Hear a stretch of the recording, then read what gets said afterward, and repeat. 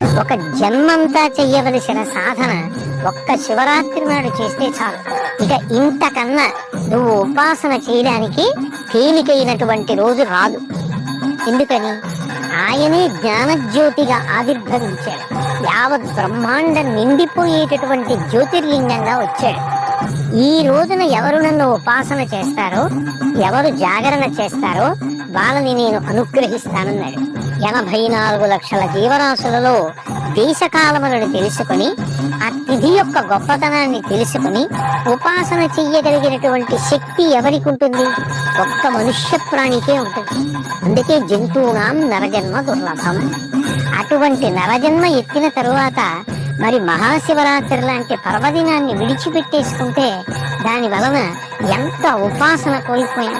అలాగే మహాశివరాత్రి ఒక సంవత్సరాన్నంతటినీ కూడా ఒక రోజుగా ప్రమాణంలో తీసుకుంటే అత్యంత పరిపుష్టమైన దైవానుగ్రహాన్ని వెదజల్లేటటువంటి కాలం. ఎవరెవరి శక్తిని అనుసరించి ఏం చేస్తారో దాన్ని ఈశ్వరుడు పూర్ణత్వాన్నిచ్చి అనుగ్రహించేటటువంటి కాలం.